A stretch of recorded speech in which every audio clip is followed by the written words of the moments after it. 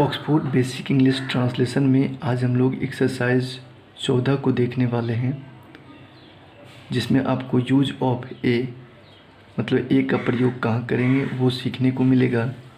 और जो भी बच्चे क्लास 3, 4, 5 में पढ़ते हैं तो बिल्कुल यहाँ से वो सीख सकते हैं। अगर आप गार्जियन देख रहे हैं तो बिल्कुल उसको आप बता सकते हो कि कैसे ए का प्रयोग होता है। बिल्कुल आसान टॉपिक है, बिल्कुल आप जानते भी होंगे, लेकिन इसको बताना कैसे है वो हम लोग बिल्कुल समझते हैं। तो स्टार्ट है। यह एक बिल्ली है, वह एक चूहा है। देख सकते हैं यह का इंग्लिश पता है आपको कि यह का इंग्लिश क्या होता है, दिस। वह का इंग्लिश क्या होता है, दैट। बिल्कुल ये आपको पता होगा। और इसके बाद हम लोग ये जो है इज, सबसे पहले सब्जेक्ट, उसके बाद वर्ब का यूज करेंगे, उसके बाद बीच वाले जो वर्ड होते हैं ऑब्जेक्ट, उसको हम लोग यूज करेंगे। तो इस प्रकार से हम लोग बना सकते हैं, दिस इज ए कैट। इसमें कुछ नियम होते हैं जिसे आप याद रख सकते हैं। पहला लेटर बड़ी होता है, बाकी सब छोटी होता है, स्मॉल होता है। अगर आप इस प्रकार से फॉलो करते हैं तो बिल्कुल आपका ट्रांसलेशन सही बनता है। चलिए आगे है। तो आगे आप देख सकते हैं, दैट इज ए रैट। बिल्कुल आप इस प्रकार से बना सकते हो। नेक्स्ट है, यह एक कुत्ता है। तो इसको आप लोग कैसे बनाओगे, दिस इज ए डॉग।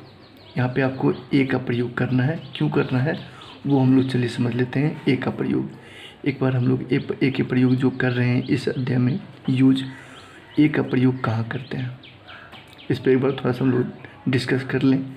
तो ए का प्रयोग जो होता है वह जो भी वर्ड होता है जिसको हम लोग गिन सकते हैं और उसका उच्चारण जो है, उसका उच्चारण अगर व्यंजन अक्षर से शुरू होता है, उसका उच्चारण क्या होता है, व्यंजन अक्षर से शुरू होता है, तब ए का प्रयोग होता है। व्यंजन अक्षर से शुरू होता है तो किसका प्रयोग होता है, ए का प्रयोग होता है। बिल्कुल आप ये याद रखेंगे। व्यंजन अक्षर, जैसे रैट बोलते हैं तो रैट का उच्चारण रॉ से हो रहा है, रॉ क्या है, व्यंजन अक्षर है।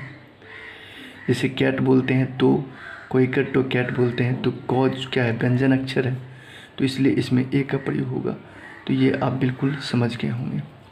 इसी प्रकार से आप बिल्कुल यूज कर सकते हो। वह एक बंदर है तो इसका आप कैसे लिखोगे, दैट इज ए मंकी।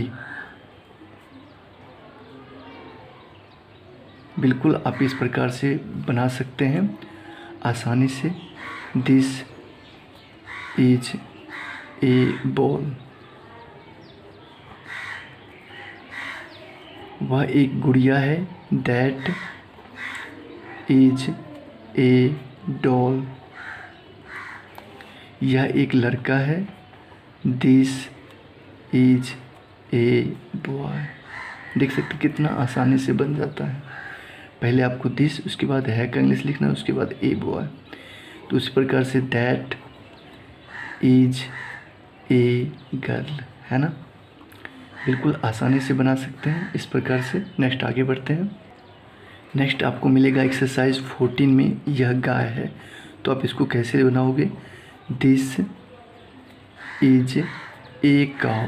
यहाँ पे एक नहीं लिखा हुआ है, फिर भी हम यहाँ ए का यूज करेंगे क्योंकि ये बहुवचन में नहीं है, एक वचन में है। एक वचन में जब रहता है तो ए का प्रयोग होता है। वह घोड़ा है तो इसको आप लिख सकते हैं, that is a horse. That is a horse, है ना। यह सिंह है, दिस इज ए लायन। बिल्कुल आसानी से और शांति रूप से बना सकते हैं। इस प्रकार से जब आप बनाएंगे मात्र 5 से 6 मिनट में बन जाएगा आपको ये वीडियो। 5 से 6 मिनट में ये वीडियो बन जाएगी और आप 5 से 6 मिनट में जो है इस एक्सरसाइज को आसानी से सीख सकते हैं। That is a tiger.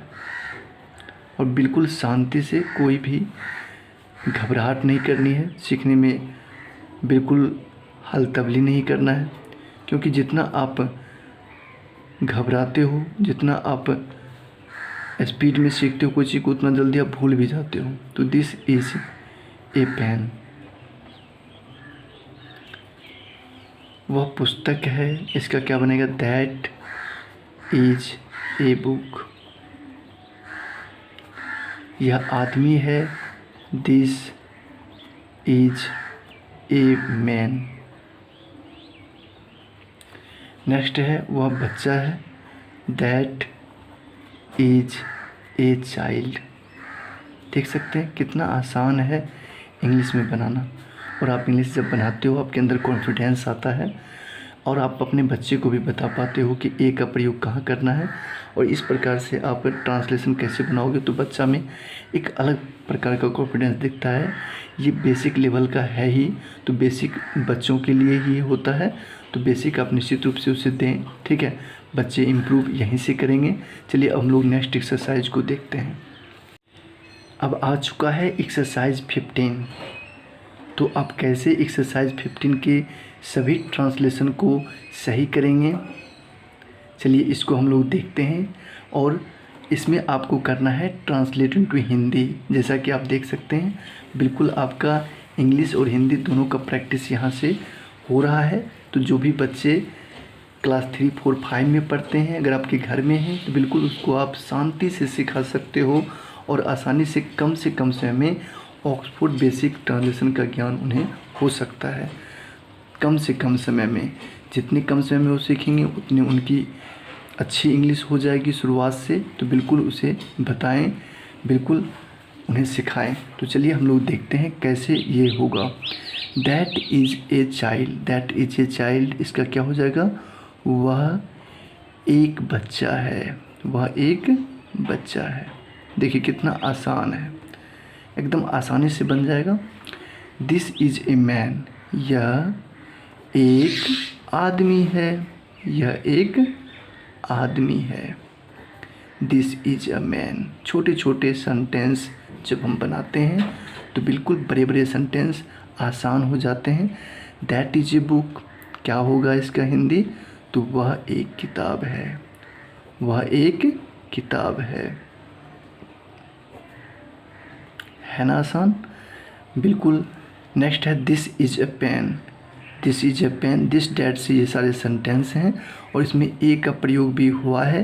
तो आप लोग बिल्कुल इस प्रकार से लिखेंगे, दिस इज़ अ पेन, यानी कि यह एक कलम है।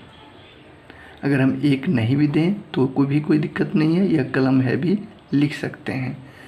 दैट इज ए टाइगर, वह बाघ है, ऐसे भी लिख सकते हैं। तो समझ में आ रहा होगा आपको। चलिए नेक्स्ट है दिस इज ए लायन, यह एक सिंह है। यह एक सिंह है। अगर आपके पास भी ऑक्सफोर्ड बेसिक इंग्लिश ट्रांसलेशन देख सकते हैं, अगर ये आपके पास बुक है तो बिल्कुल शुरुआत से प्ले लिस्ट इसका बन जाएगा। आप आसानी से इस चैनल के माध्यम से सीख सकते हैं घर बैठे। तो बिल्कुल शुरुआत कीजिए, शुरुआत से ही आसान होता है सीखने में। दैट इज ए हॉर्स, वह एक घोड़ा है। वह एक घोड़ा है ना आसान?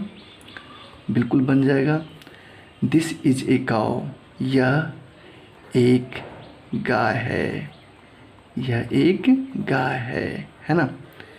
बिल्कुल इस प्रकार से आप बना सकते हो। चलिए नेक्स्ट इसमें कुछ और सेंटेंस हैं, उसे भी देख लेते हैं। That is a girl. That is a girl, क्या होगा? वह एक लड़की है। वह एक लड़की है। तो ये बेसिक है किताब, बेसिक ट्रांसलेशन है। तो आप बच्चों को अवश्य सिखाएं। दिस इज ए बॉय, यह एक लड़का है। यह एक लड़का है। यदि आप चाहते हैं कि आपके बच्चे सीखें तो आपको पहले सीखना पड़ेगा। दैट इज ए डॉल, क्या हो जाएगा? वह एक गुड़िया है। ये तो आप बनाते होंगे, आपसे बन भी जाता है, लेकिन प्रैक्टिस ज़रूरी है। प्रैक्टिस, जैसे बहुत सारे लोगों को छूट चुका है प्रैक्टिस, तो उन्हें दिक्कत होती होगी, बिल्कुल हम उसी के लिए वीडियो बना रहे हैं। दिस इज ए बॉल, यह एक गेंद है, यह एक गेंद है। दैट इज ए मंकी, वह एक बंदर है।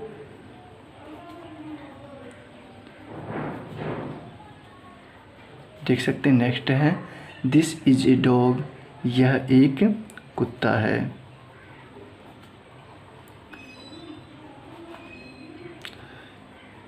बच्चे को जब इस प्रकार से बिल्कुल एक एक ट्रांसलेशन को बताया जाएगा अच्छी तरह से, तो बिल्कुल बच्चे सीख जाएंगे। दैट इज ए रैट, बिल्कुल धीरे धीरे बच्चे को बताएं एक्सरसाइज, और जितना वो सीखेंगे उतना अगले एक्सरसाइज सीखने में उन्हें आसानी होगी। तो इसमें सिर्फ और सिर्फ दिस डैट का प्रयोग बताया गया है। वह एक चूहा है, वह एक चूहा है, इसका क्या हो जाएगा, वह एक चूहा है। नेक्स्ट है दिस इज ए कैट, ये आपका लास्ट सेंटेंस है। इसको हम लोग चलिए हिंदी में देखते हैं क्या होगा। दिस इज ए कैट, इसको आप लोग कमेंट में ज़रूर बताएंगे क्या होगा। चलिए ये आप पर छोड़ देते हैं। तो चलिए बच्चों, यहाँ तक जो भी बच्चे देखे कैसा लगा आप निश्चित रूप से कमेंट में बताओगे। Thank you. फिर मिलते हैं नेक्स्ट एक्सरसाइज, नेक्स्ट लेसन को लेकर के। जैसा कि आप देख रहे हो कि हमने एक एक लेसन इसमें आपको प्रोवाइड कर रहे हैं। सभी ऑक्सफोर्ड बेसिक इंग्लिश ट्रांसलेशन का एक लेसन आपको एक ही वीडियो में मिल रहा है। तो आप निश्चित रूप से चैनल को सब्सक्राइब कर सकते हैं और यहाँ से बिल्कुल बेसिक से सीख सकते हो। थैंक यू यहाँ तक देखने के लिए। आपका दिन शुभ हो।